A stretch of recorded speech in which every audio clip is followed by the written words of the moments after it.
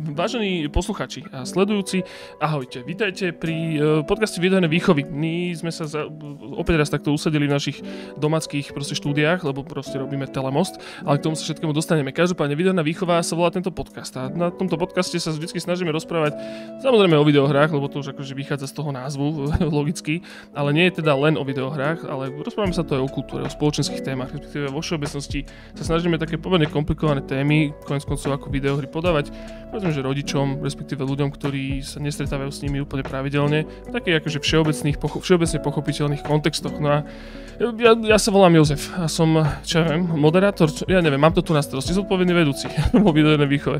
Ja sa volám Jozef a som vlastne aj z občianskeho združenia Hemisféra. My v občianskom združení Hemisfére sa snažíme, respektíve organizujeme rôzne kurzy pre decká, ale aj pre starších, ale teda hlavne pre najmenšie decká práve tvorby videohier, kde učíme programovať, respektíve kresliť, učíme ich rôzne programovacie jazyky od Robloxu, CG Develop až Scratch. Čiže ak máte doma možno nejakých malých špekulantky, ktoré že bavia videohry a chceli by ste tento koníček pretaviť do niečoho zmysluplnejšieho a ozajstnejšieho, choďte sa pozrieť na stránku hemisfera.sk, pretože tam je otvorených veľmi veľa kurzov a stále sa otvárajú nové. No ale aby sme prešli teda k tej podcastovej časti dnešného dňa, dnešnej relácie, tak mám tu dneska hostku, veľa váženú Barbelku Rusniakovú. Servus. Ahojte, pozdravujem. Servus, dobrá.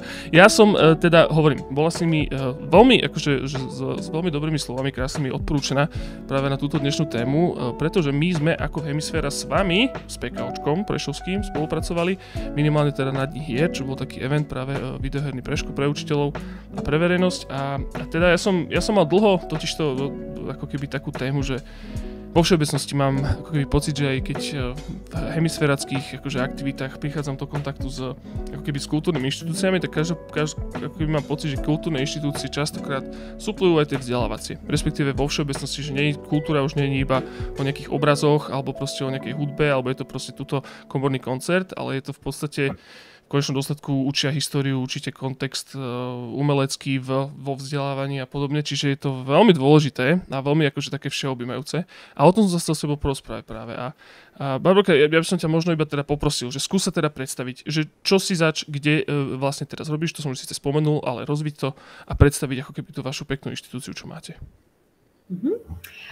Tak, Barbora Rusniaková, momentálne pracujem ako riaditeľka Parku kultúry a oddychu, teda to PKO, čo je vlastne mestská príspevková organizácia v meste Prešov.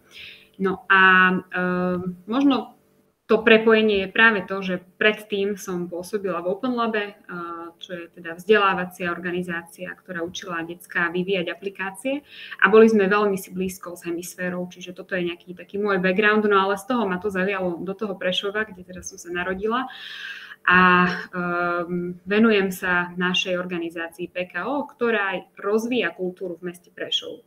Máme 8 objektov a po celom meste zamerané na rôzne účely, či je to nejaké kino, máme mestskú galériu, máme historickú sálu v centre mesta, ale máme aj sídliskové také malé kultúrne huby. Okrem toho organizujeme najväčšie mestské podujatia, ako sú Dni mesta Prešov, alebo Trojičný jarmok, alebo čokoľvek ďalšie vianočné trhy, na ktorých momentálne pracujeme. No a v neposlednom rade sa snažíme robiť aj takú tú rozvojovú činnosť, teda snažiť sa spájať kultúrnych aktérov, ktorí v meste sú a spolu s nimi riešiť väčšie projekty, než ako by sme dokázali každý zvlášť. Toto je taká odnož, ktorá teraz ešte len začína, ale verím, že toto je práve ten priestor a ten potenciál mesta Prešov, lebo skutočne tu máme bohaté kultúrne zázemie, len ešte nie sme úplne dobrí v tom, že vieme spolupracovať a vieme sa napríklad uchádzať o veľké externé zdroje, ktoré by tu priniesli jednak možno zaujímavé mená zo zahraničia, ale aj nejaký kapitál, ktorý by podporil kultúrny a kreatívny priemysel. Čiže to je to. Čiže ja tak rada hovorím, že PKO to je také, že 3 v 1, že spravujeme priestory na kultúru, organizujeme kultúrne podujatia plus sa snažíme robiť takú tú rozvojovú kultúrnu činnosť v rámci mesta. Hej, to je práve to. Ja mám pocit, že kultúrne inštitúcie vo všeobecnosti sú že veľa v jednom.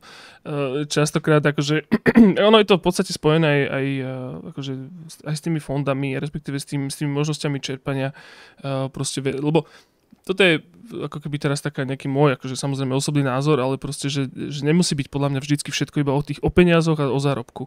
A práve tá kultúra a to umenie a v konečnom dôsledku aj vzdelávanie nemá ako keby ten výsledok tej aktivity není nikdy v živote ako keby zisk nejaký krátkodobý, čiže tam naozaj tie peniaze musia častokrát chodiť zo štátnych fondov, respektíve akože z tých mestských a je to tam proste také žonglovanie.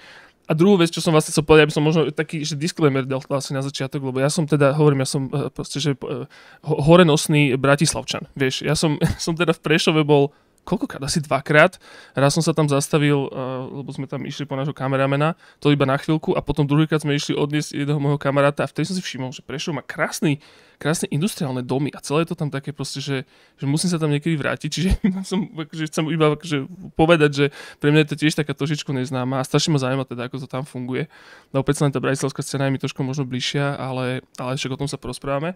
Ale Barbara, to mi teda možno zaujímalo, teda, ako taká tá základná otázka teda je, že ako keby, že tá kultúrna inštitúcia, napríklad teda konkrétne tá vaša, ktorým ako keby tým veciam sa že venuje, lebo ty si teda zamerala, že teda povedala si, že to je také multižánrové, respektíve multitematické, ale keď sa bavíme možno tak trošičku o tom vzdelávaní, že aké máte možno vzdelávacie aktivity a ako k tomuto pristupujete? Tak, máme výchovné programy pre základné školy a stredné školy. To je taká odnož, ktorú sme naplno rozbehli teraz, v auguste, v septembri, ale veľmi sa školy chytajú, z čoho sa tešíme. A teda ponúkame stredným a základným školám rôznorodé výchovné programy kultúrneho charakteru, ale s nejakou témou, ktorú nám tie školy komunikovali predtým, keď sme si zisťovali, že o čo je záujem, a že majú teda toto je pre nich téma, na ktorú by chceli tých študentov poslať. Napríklad kyberšikana, dezinformácie, sexuálna výchova, ale napríklad aj hry a vývoj hier, a teda ako sa zorientovať vo svete hier ako dospelému človeku alebo učiteľom. No a taktiež napríklad kritické myslenie je tiež jedna z tém, ale napríklad ponúkli sme aj filmy o Baťovi, teda taký akože motivačné, snaha motivovať Prešovčanov, že teda vieme dokázať aj veľké veci. No a tie školy si v podstate vyberajú a zisťujeme, že je veľký záujem práve o témy, ktoré nemajú vo vzdelávacom nejakom programe, vo vzdelávacej schéme priestor. A to je tá kyberšikana a je tam aj napríklad téma seba dôstojnosti a dôvery v seba samého, nejaké seba poškodzovanie a podobné, akože ťažké veci. Máme krásne divadelné predstavenie zamerané práve na túto tému a ideme ho hrať 6-krát za sebou, lebo takýto veľký záujem o tých škôl je. Čiže snažíme sa v podstate školám takto systémovo ponúkať obsah, ktorý vedia využiť počas vyučovania. No a potom mimo tých doobedných hodín snažíme sa robiť také rôzne programy pre rodičov s deťmi. Napríklad ako ten deň hier. Toto je do veľkej miery naviazané na projekty, ktoré projekty výjdu, ktoré dostanú aké financovanie. A myslím si, že práve ten projekt Dní hier bol taký pekný príklad, že je to nová téma a na východnom Slovensku si dovolím povedať taká neprebádaná, že stále viac tabu ako na stole. Takže sa celkom teším, že bol záujem a možno bude ešte väčší, ak to budeme prinášať ako nejakú systémovú vec a v pravidelných intervaloch.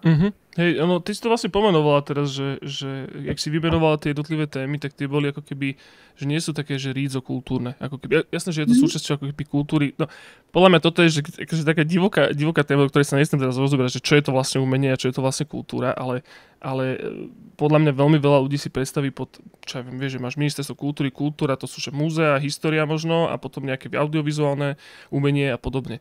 Ale pritom toto je presne ako keby to, čo som myslel na začiatku tým, že vlastne tie kultúrne inštitúcie suplujú ako keby vzdelávanie v témach, ktoré možno cez to vzdelávanie tam nedostávajú toľko priestoru.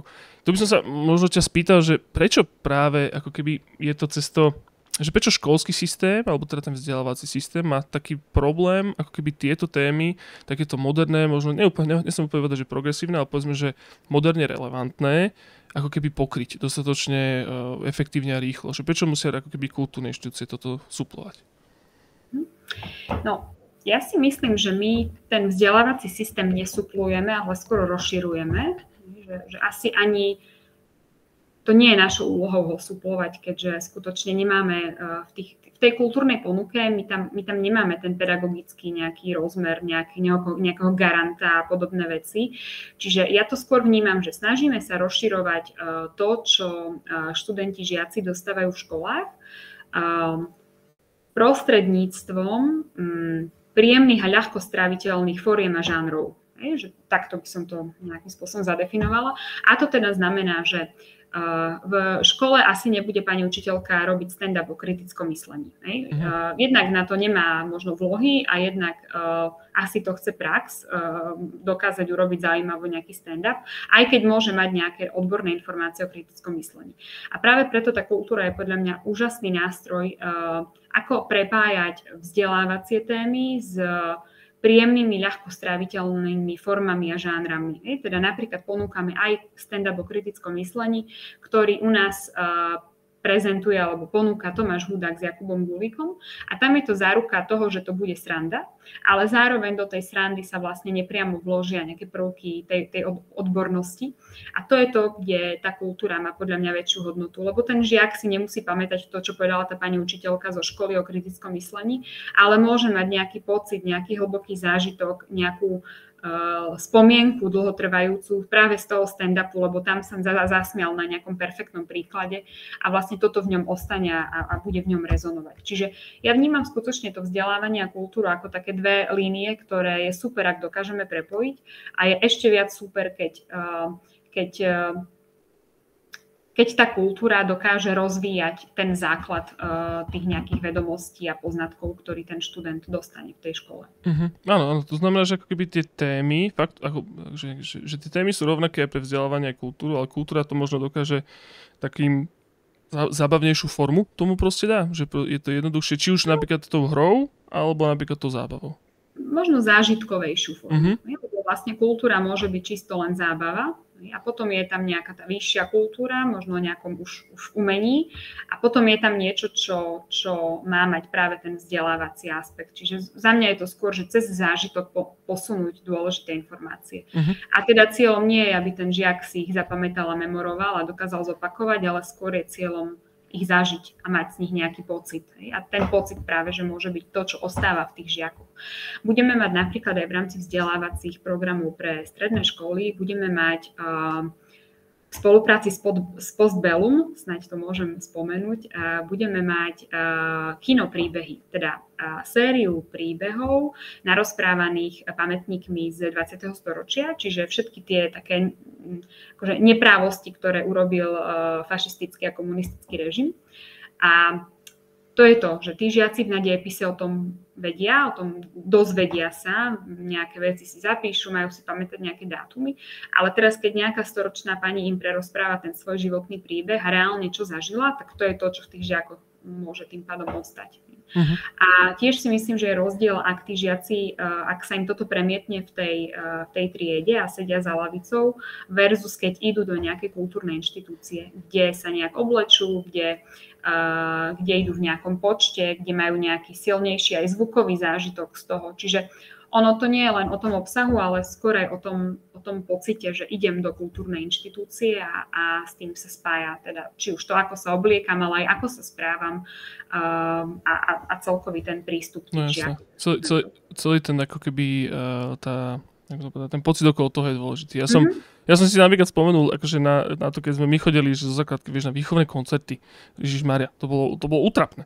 Ale čo som tým chcel povedať je, že vlastne, neviem, akože ide o to, že ja mám taký pocit, lebo hovorím, prichádzam do kontaktu s viacerými kultúrnymi inštitúciami a teda najmä v Bratislave, ale všímam si, a ty si pláva toho tiež príkladom, že sa vlastne úplne omladzuje ako keby aj to vedenie tých kultúrnych inštitúcií, že to už nie je ako keby taká stará garda, veľmi konzervatívna, ten prístup aj k tej kultúre, aj k tej zábave. Práve narážam napríklad na tie kultúrne koncerty, na ktoré sme chodili povinne, ale proste, že toto sa mi hrozne páči, že sa omladzuje tá kultúra. My sme tu mali vlastne v podcaste aj chalanov zo Slovenského centra dizajnu, tam tiež to prechádza takou obnovou. Viem, že v Bratislave Bibiana takisto prechádza takým omladzovaním a je to podľa mňa super, akože je to vidieť. Ako, je pravda, že možno na jednej strane ako tí mladší možno nemajú skúsenosti ešte tak s tou byrokraciou a takým tým nepekným na tom celom, ale zároveň to podľa mňa dáva strašne pekný akože výhľad do budúcnosti. A ešte vlastne druhú vec som chcel možno reagovať a trošku možno aj preniesť na ďalšiu tému, je to vlastne, že podľa mňa veľká výhoda tých kultúrnych inštitúcií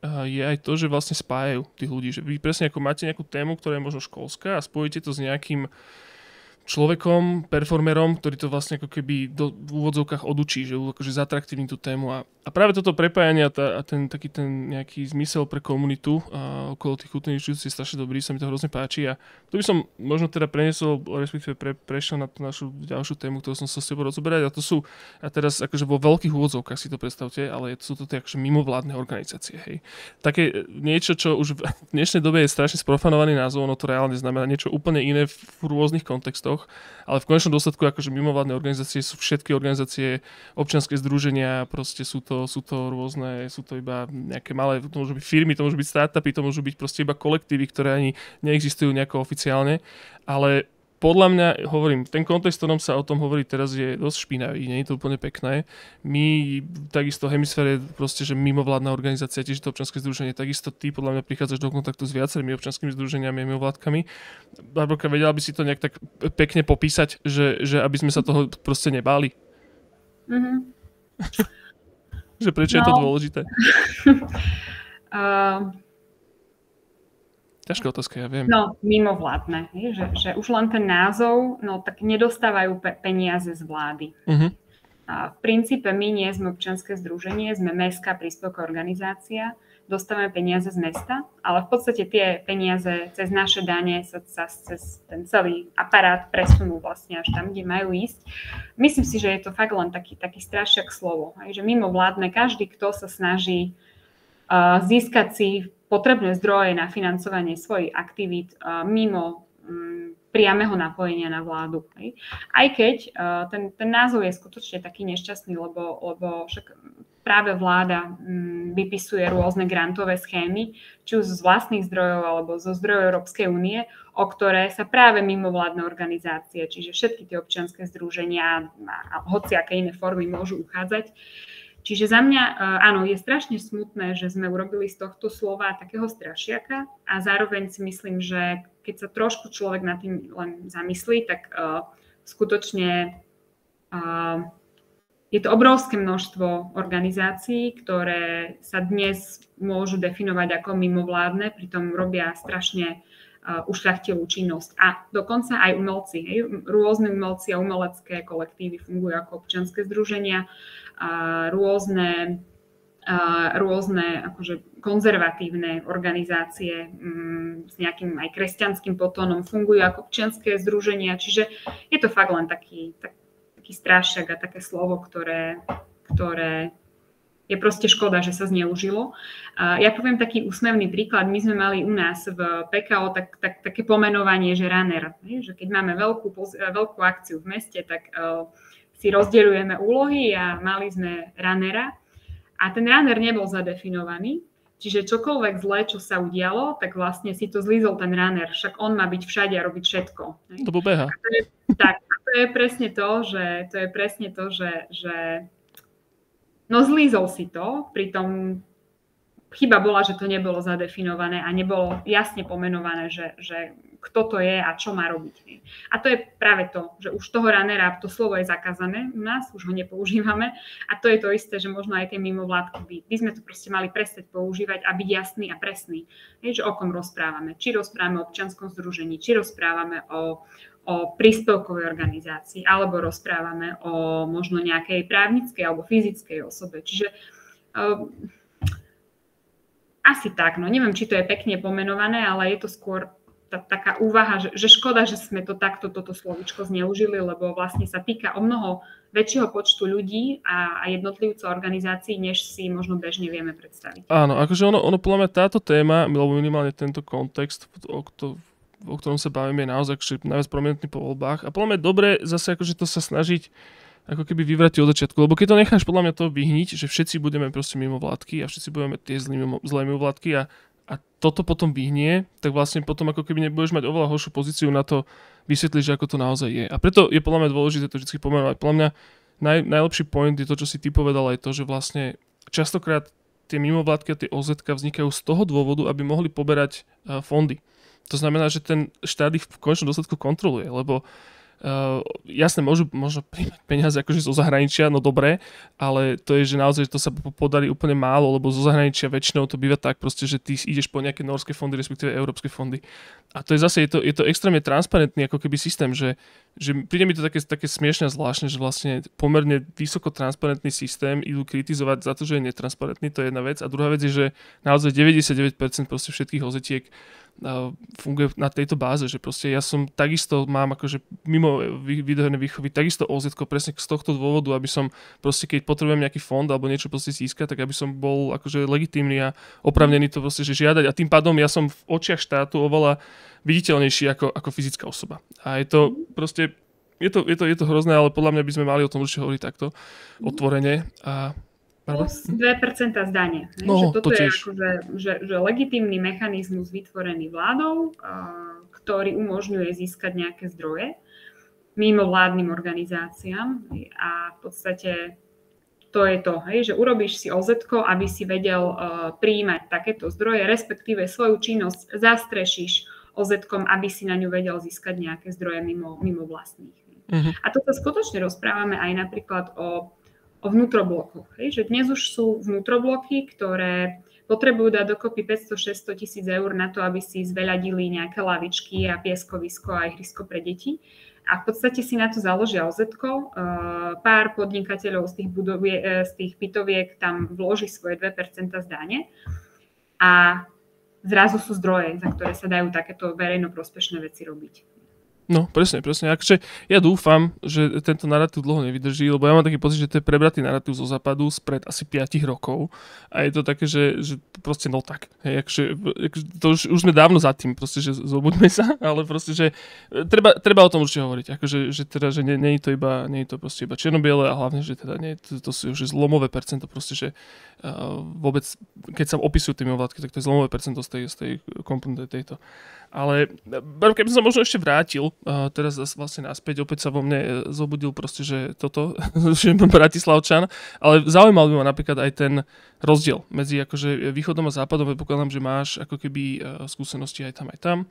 A že aké sú možno najväčšie buď prekážky, ako by na tom východe robiť takýto proste, že druh kultúry, respektíve akože eventov a udalostí, prípadne, čo je tam možno jednoduchšie.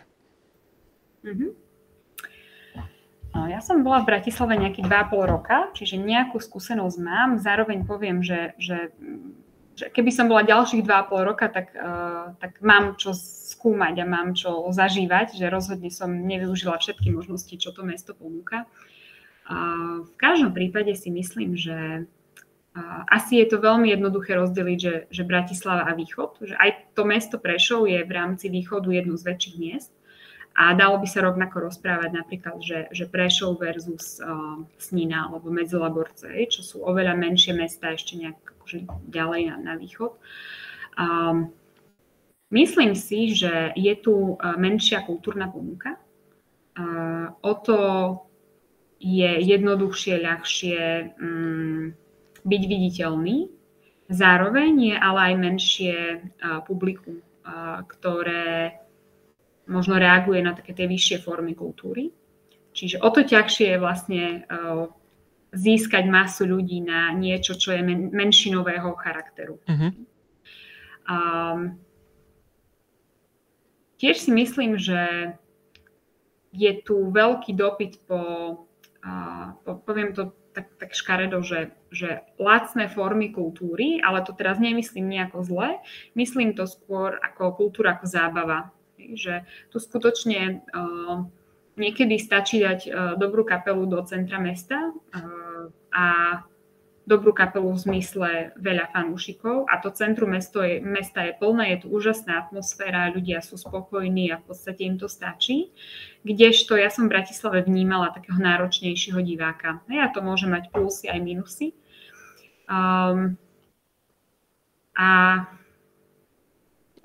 Asi najväčší rozdiel ja skutočne vnímam v tom, že tie menšinové žánre majú prirodzene menej záujemcov v menšom meste. A tým pádom je ich ťažšie ponúkať. Áno, akože to podľa mňa veľa práve takých tých, že tých zlých Bratislavčanov, nie ja som dobrý, ale že práve títo akože tak hovoria, vieš, že ľudia, no že tam ako keby proste, že tam bude vždycky ako keby ten konzervatívnejší proste výber a že tí ľudí nezaujíma niečo progresívne a tak, ale to, ty si to zase pekne povedala, že tam je proste iba menej ľudí, to je všetko, že ono doslova, že ja si teda dovolím tvrdiť ti kontrovať, že ja teda, akože som síce Bratislavčan, som sa narodil, celý život som tam vyrastal, teraz bývam na Čiernej Vode, tu hneď za Bratislavou a Gladiator cover band, akože tam bolo 1000 ľudí. A to bolo, že absolútny proste, že strop eventu a to sme 20 km od Bratislavy, vieš. Čiže není to úplne, že taký strašný rozdiel. A naozaj, že je pravda, že niektoré proste tie kultúrne témy, respektíve žánre, možno povedať, tak proste, že prilákajú väčšie masy a ty ich vieš cieliť, že keď sa ti tá cieľovka zužuje, tak naozaj proste je potom ťažké a je potom ťažké si to aj obhajiť, ako keby robiť, že pre koho to ideme robiť pre týchto 10 ľudí a tým pádom sa to tam ako ťažko zdvíha zo zeme a ja tomu úplne rozumiem, že proste, že to není ako keby taký rozdiel. Zároveň potom ale máme divákov, tých náročnejších, ktorým keď niečo takéto ponúkneš, oni sú strašne vďační. Uh-huh.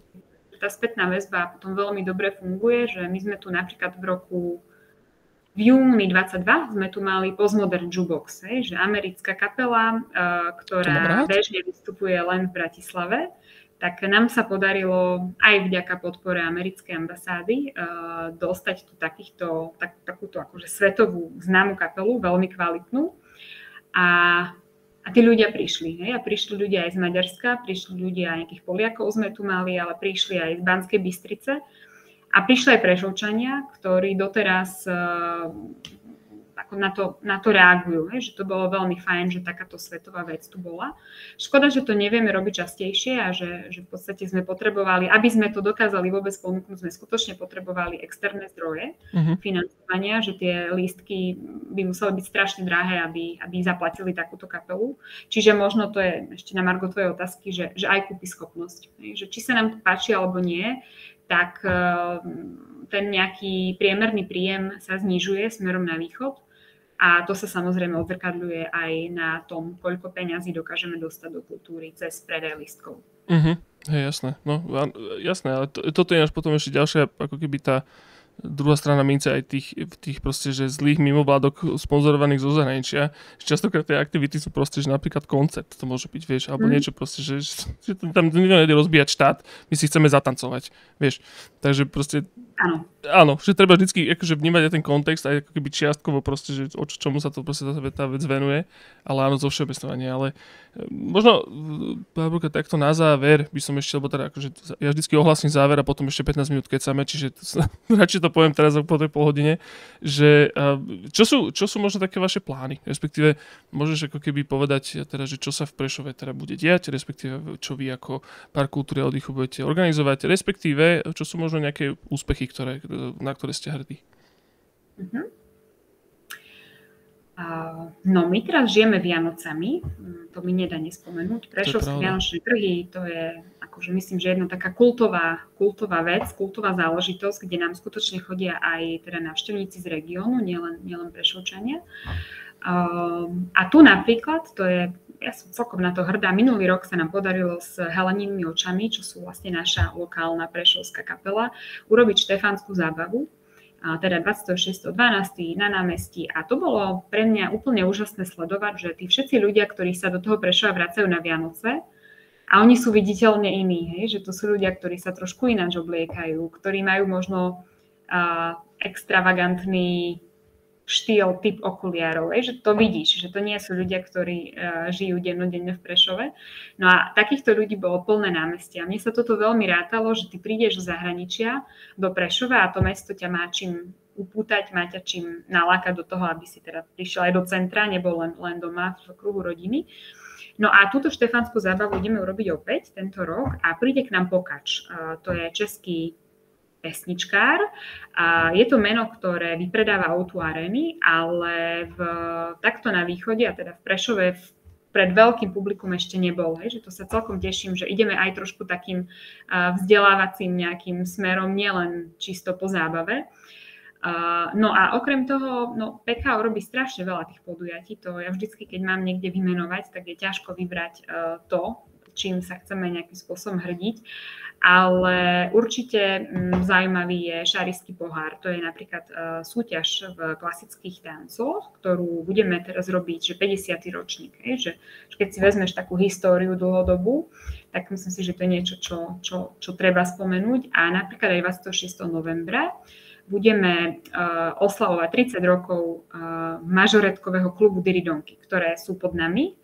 A teraz akože že mažoretky, ale že to je najstarší klub v strednej Európe. No. Oni vyhrali majstrovstvá sveta v nejakých 2-3 kategóriách, čiže ako tiež taká menšinová vec, ale veľmi úspešná a vo svojom obore úspešná aj na svetovej úrovni. A keď už sme pri tom, tak budúci rok, a toto je myslím, že fakt niečo, čo bude rezonovať aj v rámci Slovenska, tak mesto Prešov získalo nomináciu na hosťovanie katalánskeho festivalu. Katalánsky festival 30 rokov cestuje po svete, vždycky v nejakom inom meste prezentuje svoju kultúru, tradície, masky. Katalánci majú typické také tie veže z ľudí postavené, že strašne veľa ľudí sa postaví na seba. No a Prešov získal túto nomináciu a bude teda budúci rok u nás, tento veľký festival. A to hovoríme o nejakých 500, 600, 700 účinkujúcich a že vraj je okolo 1000 Kataláncov, ktorí cestujú každý rok za tým festivalom a takýmto spôsobom objavujú nové miesta. A teraz pre mesto Prešov, ktoré je relatívne malé mesto, toto je obrovská trojdňová akcia, ktorá bude proste mať pozitívny vplyv či na turizmus, či na prenocovania, gastrosektor. Že z toho sa celkom teším, že ako keby vyzdvihujeme to mesto na nejakú pomyselnú mapu kultúrnych záležitostí v rámci Európy, sveta. Že takéto spolupráce sa mne rátajú, kde je nejaký väčší presah. Že už si to nerobíme len pre seba v našom meste, ale príde niekto z zahraničia väčší, alebo nejakým spôsobom my máme svetové úspechy. Čiže takéto veci si myslím, že sa dejú. Nedieje sa ich veľa, ale v porovnaní napríklad s tou Bratislavou, kde sú úplne bežne hosťujú zahraniční umelci, ale o to vďačnejšie to publikum je. Uh-huh. No to je super, to som aj nevedel, že Katalánci takto robia túr vlastnej kultúry v podstate. 25. novembra sa to má oficiálne oznámiť, že to bude Prešov. Zatiaľ je to také akože tajomstvo. Tak musím to vypípať? Musím to vypípať? Ale nie.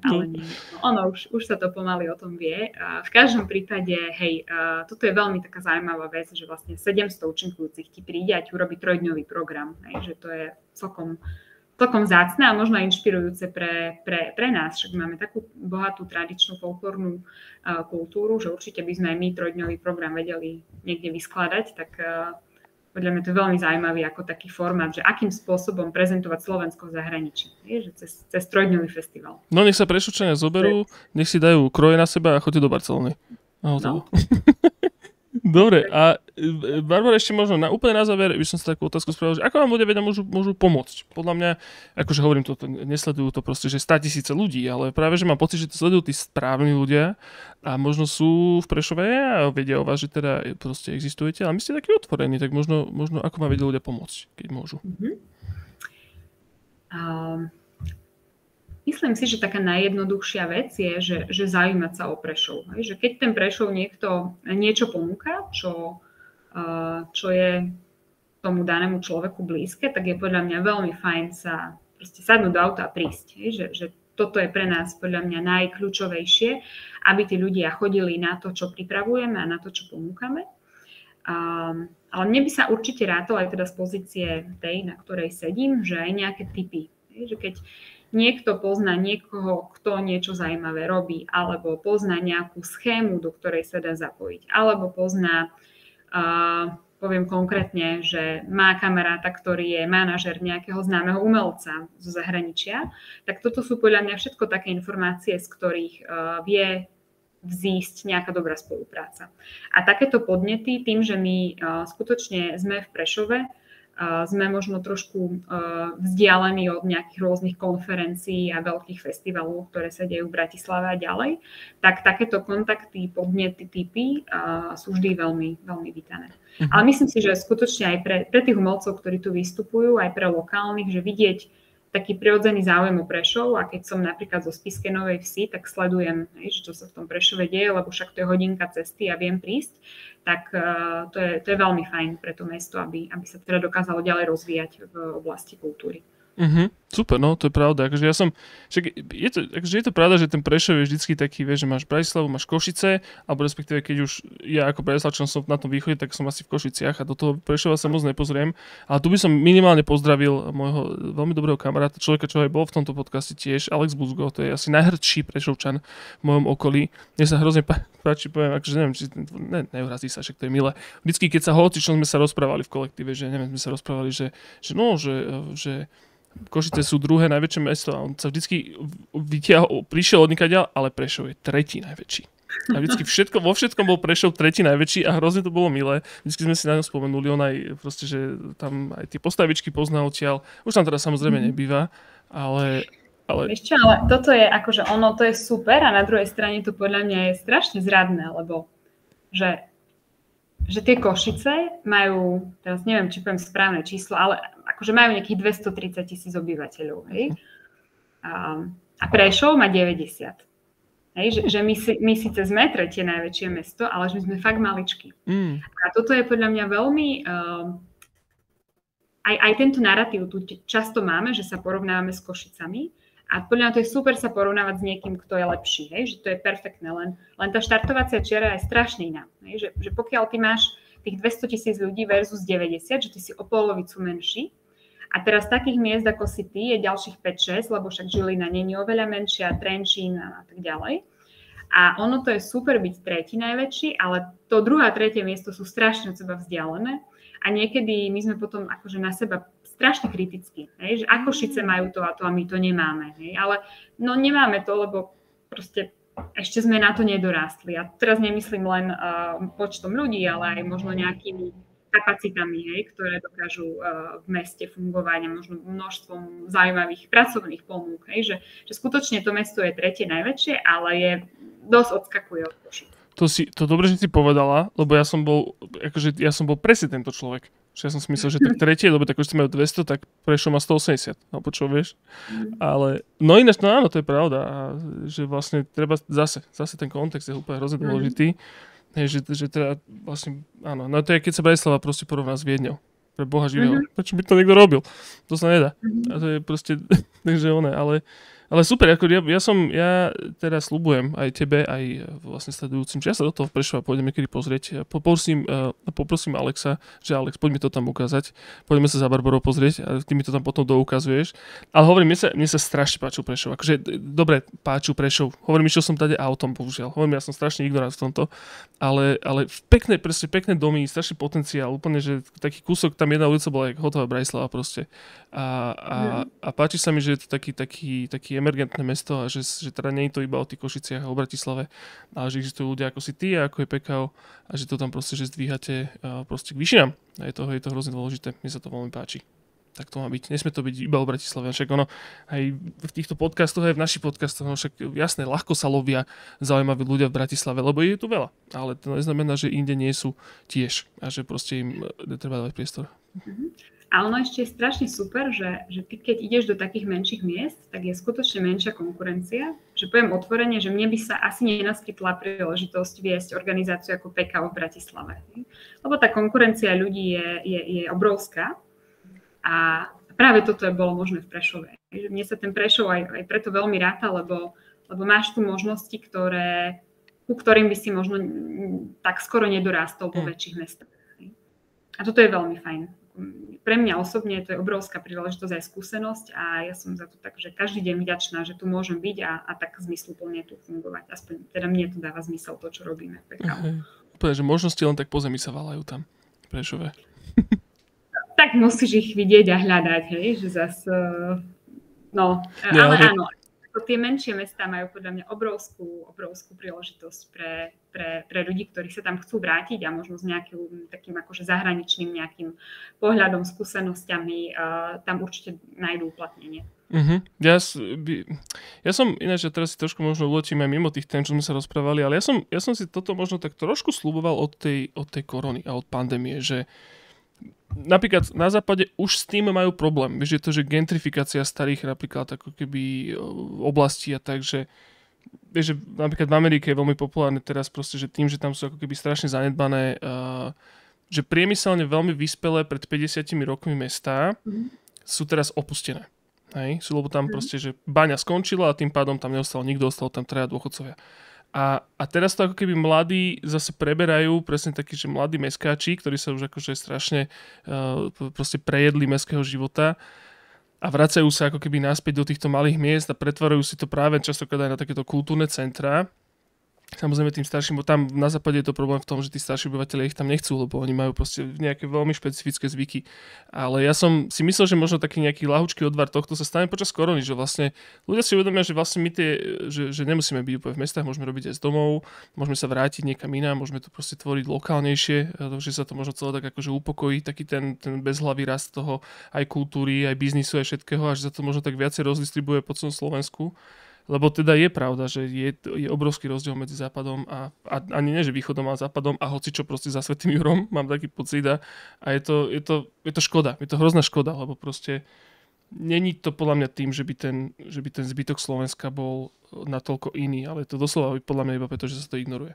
A že tam ako keby ľudia, či už od vládnych predstaviteľov až po bežných ľudí sa proste o tých menších mestách proste takto vyjadrujú a tým pádom akože sa to iba ignoruje. Ale presne sú extrémne dôležití ľudia, ako ste vy, proste, ktorí tam do toho vháňajú ten proste moderný nový dých a robia to živým.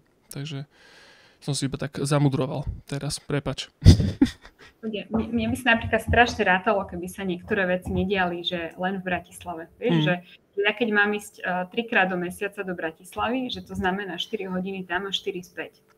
Hej, že keď si teraz vezmem, že to je 3x8, to je 24 hodín. Hej, ktoré máš vlastne venovať iba na tú cestu. A toto je podľa mňa niečo, to je taká bariéra, ktorú možno málo kto chce pomenovať, že toto je tá bariéra, ale v praxi, už keď reálne sa máš zbaliť a ísť, že to je bariéra. Hej, že ja potrebujem si nájsť tie 4 hodiny sa tam dostať. Teraz, keď tá konferencia ti začína o 9 ráno, tak ty potrebuješ ísť deň predtým, už musíš prespať, hej, že tá vzdialenosť fyzická a teraz darmo, že my máme online možnosť pripojenia sa, to je všetko fajn, ale to zase nenahradí ten osobný kontakt a ten možno nejaký networking a tie ďalšie výhody, hej, toho osobného stretnutia. A tá fyzická vzdialenosť je skutočne bariéra. Že pre niekoho menšia, pre niekoho väčšia, ale už len keď máš proste rodinu, tak vyhodnocuješ, hej, že či skutočne ideš venovať ten čas na to, aby si 3-krát do mesiaca otočil Bratislavu. Hej, máš pravdu. Akože ja ti poviem teraz presne opačný pohľad mňa, Bratislavčana, keď som sa tento rok chcel dostať do Košíc na Game Days, čo je akože najväčšia taká herná konferencia na Slovensku, ktorá sa naozaj že podarila vybudovať najväčšia a najlepšia v Košiciach. A ja mám malé babetko doma, čiže tento rok som nemohol tam ísť. Lebo presne to je, že strašná robota sa tam dostať. Keby to bolo tuto niekde v Cvernovke, tak to otočím, čo ešte večer autom, jak nič, vieš. A tuto musím plánovať presne deň predtým, 2 dní tam, deň potom, ešte keď prídem domov, tak budem unavený z cesty, čiže určite aj ten ďalší deň. Áno, akože je to tie vzdialenosti sú, no, treba na tým vždycky rozdielne rátať. Ale hovorím, keby to bolo rozdistribuované, aspoň pre tých ľudí, čo sú tam už, že by nemuseli dochádzať, tak to by bolo super. No, to je tak. Tak to ti držím palce, Barbora. Nech sa ti takéto veci daria práve, že. Ďakujem pekne za pozvanie aj za to, že teda bol priestor na tento náš východ a tému kultúry. No a držím prsty vám. Nech sa vám darí vaše aktivita. Ďakujem veľmi pekne. Dobre, na záver teda, takto sme si strúhli, no nakoniec sa povie sa 3/4 hodinka, jak nič. Hovorím, ja by som s tebou, Barborka, ešte dlhšie rozprával. Podľa mňa mi presne takýmto, ja sa ti priznám, vieš, ja si úplne uvedomujem to svoje privilegium a častokrát, keď sa rozprávame o týchto témach, že o východe, o Prešove, o Košiciach, vo všeobecnosti, akože ja vždycky idem z pozície, že ty hlupý Bratislavčan, ty tomu aj tak nerozumieš a že vždycky nechcem nikdy v živote akože povyšenecky pôsobiť alebo čo. Ale ono už iba ten charakter toho, že som odtiaľto, tak to podľa mňa akože tak trošku počiarkuje. Ale páči sa mi, že vždycky, keď sa o tom rozprávam s niekým, tak je to vždycky strašne milé a v konečnom dôsledku akože to nikdy potom proste nie je. Ale proste neviem, ľúbi sa mi rozprávať sa proste, že takto s ľuďmi z regiónov, zase poviem, jak tak úplne idiot. Ale proste, že je to dôležité. Vieš, ja som bola v tej Bratislave a že aj tie predsudky opačné, vieš, že nás východ voči tej Bratislave, no tí ľudia v Bratislave sú normálni ako my, hej, že ono to je také vzájomné a teraz je super, že Bratislavčania ako ty sú si toho minimálne vedomí, hej, že dávajú si pozor, aby tak nezneli, ale tí východňari si toho nie sú úplne vedomí. Vieš, že my si to tak legitimizujeme, že to tá Bratislava, pritom ja mám pocit, že tí Bratislavčania sú takí, akože snažia sa byť citliví minimálne v tom jazyku, ale tí východňari toto sa vôbec nesnažia. Vieš, to je tá zlá Bratislava. Všetci sú padnutí na hlavu. Kompletne. Od západu až po východ. To je podľa mňa, že takto. Ale sú tam aj milí ľudia medzi nami všetkými. Čiže všetko je v poriadku. Dobre, Barborka. Ja len ti poviem, že to malé babetko, že to je presne to, že ja mám rok a polročného syna a ja fakt ja sa neviem vybrať do Bratislavy. A už by som toľkokrát potrebovala ísť a proste sa nedá. No, áno. Toto je. Ale keď máš zase toto malé babetko, tak si aspoň uvedomíš, že vlastne až na tom možno až tak nezáleží. Že lepšie naozaj možno ostať doma. Že čo sú vlastne tie dôležité. Ale super, Barborka, ďakujem veľmi pekne. Hovorím, podľa mňa sa ešte stretneme. Určite sa stretneme niekde ešte, porozprávame sa možno viacej hlbšie, respektíve možno s odstupom času. Za nás, za videohnú výchovu, ja by som možno povedal iba teda, že choďte sa pozrieť na stránku hemisfera.sk, pretože my sme to spomenuli párkrát počas podcastu, ale my sme práve aj v PKOčku robili proste akciu, myslím, že tam boli aj nejaké školenia v minulosti a predpokladám, že ešte v budúcnosti ďalšie budú, teda povedzme s tým zameraním na videohry. A takisto choďte sa pozrieť na stránku hemisfera.sk, pretože kurzy stále máme otvorené kadejaké pre malých aj veľkých, čiže je to proste, že je to fajn. Pozrite si to. A naozaj, že podľa mňa aj to, že sme sa bavili o tých kultúrnych inštitúciách, že sú to také čiastkové témy, ktoré sú možno pre užší okruh ľudí, ale niekto to robiť musí. Proste, že je to dôležité. Ja si osobne myslím, že to, čo robí Hemisféra, je veľmi dôležité. Vzdelávať decka proste digitálnej gramotnosti, programovanie a proste takéto moderné remesla. Takže utekajte sa pozrieť na stránku hemisfera.sk. A za videohernú výchovu ako podcast dajte, prosím vás, nasledovanie. To títo youtuberi tak robia, že žobrú o follows. Tak ja žobrem o follow, prosím. A takisto nie iba na YouTube alebo na Spotify, kde nás počúvate, ale choďte sa pozrieť aj na nejaký Instagram. Aj to máme, aj Facebook máme, to tiež. Ale čo vás chcem najviac poprosiť, je, že ten follow si kľudne odpustíte. Ale keď máte niekoho v okolí, koho zaujímajú takéto témy, či už Barbora alebo akýkoľvek iní naši hostia, pošlite im to. Pošlite to tým ľuďom. Nech si to pozrú, nech si to zazdieľajú. To je podľa mňa najlepšie. Ja to hovorím už dlho, ja viem, že to nie je úplne akože dobrý biznis, toto rozmýšľanie nad vecami, ale 1000 followerov mi nič nehovorí, ale keď mi dvaja ľudia, ktorí naozaj ich to proste že zaujíma, to pochvália, tak ja sa z toho teším. Čiže šernite to, hoci komu, to je úplne to najlepšie. A takisto ešte vlastne poslednú vec, ktorú som nepovedal, je, že máme blog a tam sa v tom blogu vždy snažíme niektoré témy podcastové viacej rozpísať, respektíve nalinkovať, aby ste si to mohli naštudovať, poklikať, poukladať a takisto pošerovať medzi sebou. Čiže chodí sa pozrieť aj na blog videohernej výchovy. To je všetko. Barborka, spomenuli sme niečo, čo sme mali spomenúť, alebo nie? Je všetko v poriadku? Všetko spomenuté. Dobre, tak ďakujem pekne, majte sa fajn, mávame na rozlúčenou.